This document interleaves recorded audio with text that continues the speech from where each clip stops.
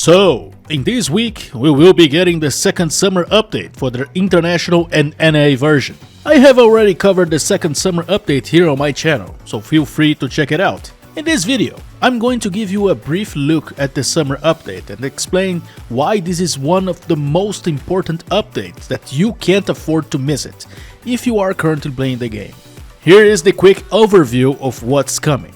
The exascale gear improvements, the nerfs to Titan's Grotto, Plague's Labyrinth and the Great Steel Wall, the Masterclass portrait options for customization, character balance changes, the Carry Me Senpai event, and likely new events along the way. Yeah, it is a great patch to look forward to, especially if you start playing Elsword this summer. However, I want to highlight why this update is so important. It introduced the ability to completely change your main character. I know, it sounds crazy to say something like that, but it is true. If you have been wanting to switch to another character instead of your current main, this patch allows you to make the most critical change: your equipment. Let me clarify one thing. I'm not saying that you will get all the tools you need to progress all the way to the Separating area while still participating in the Hyper Punch event. That's not what I'm saying, so don't get too excited. I am saying that if you have been wanting to transfer your exascale armor to another character, one you have been treating as a sub, this is your golden opportunity to change your resources to give enough power for the endgame raids and stages.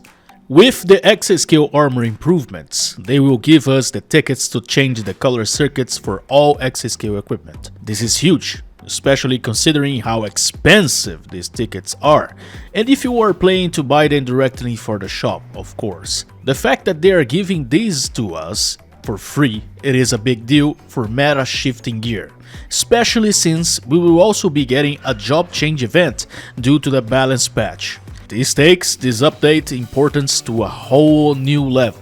But that's not all. They are also giving character change exascale tickets to the shop, and they will also be giving them to us entirely free.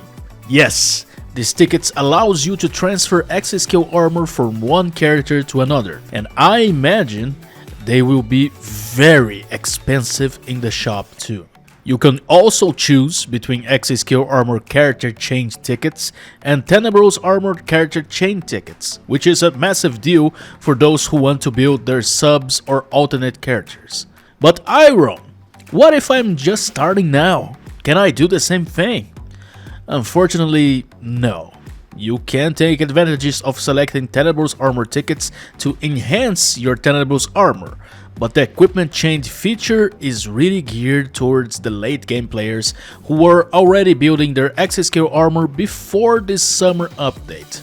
So, to be entirely honest, this change of pace will mainly benefit veteran players.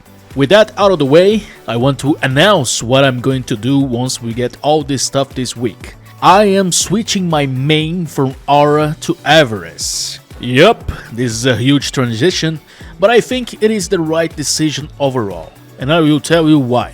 As I have mentioned in my guide videos, support/healers classes are in high demand for late game content. If you are a good healer and people know about you, they will drag you into later stages or even raids to help them out, making it easier for you to get valuable resources to build your character. That's just the reality of the international version, whether you like it or not. Healers are always a priority in party searches. But hold on, I'm not choosing Avarice just because she is a support healer. That would be silly.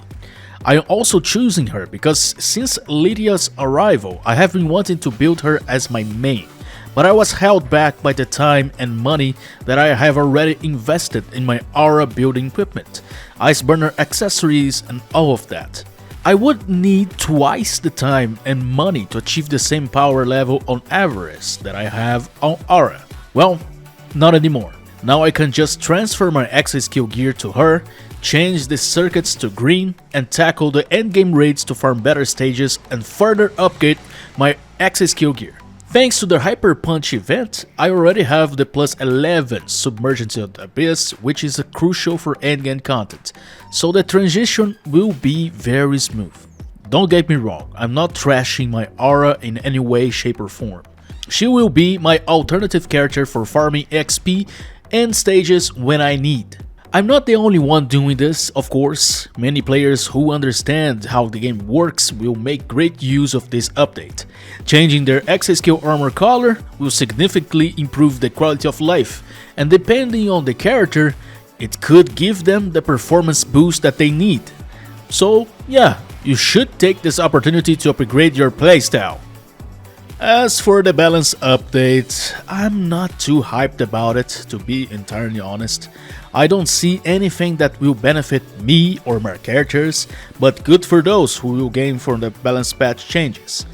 I am more interested on the character change event, and it looks like there will be 2 job chains available, so you should take advantage of it while you can. The Masterclass Portrait update. Well, I'm glad that they finally added this.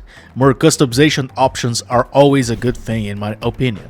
Many characters got a glow up in their portraits, so people are very excited about this too. And lastly, the Titan's Grotto, the Plague's Labyrinth and the Great Steel Wall improvements. Well, if you are a newbie, listen up.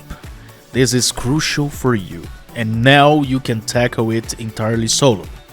Sure, it is not the best option if you don't understand the game mechanics or how to maximize your character potential, but since there aren't many parties running this content, you have the chance to earn these titles on your own. The Titan Grotto title, it is the easiest to get and we will give you a nice power boost once you equip it and awaken. The Plague's Labyrinth title, it is the best for the farming EXP and drops, so it is a no-brainer. You should aim this to get it as soon as possible. The Great Steel Wall title, it is a must-have for supports and healers, so DPS or sub-DPS players don't actually need to worry this so much, but still, I would recommend you farming anyway. You never know if you decide to build a healer alt or even switch to a healer main someday.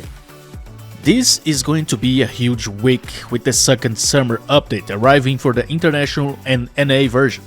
But before I wrap it up, I will also be covering the 4th summer update patch that will come to Korean version this week, so stay tuned for that. We will be getting a new giant boss and plenty of useful accessories to farm and equip on our beloved characters. Well, anyway, I hope you have enjoyed this video. If you did, feel free to subscribe so you don't miss out on Elsword news and future content. I will be signing off for now, but don't worry, I will see you in game.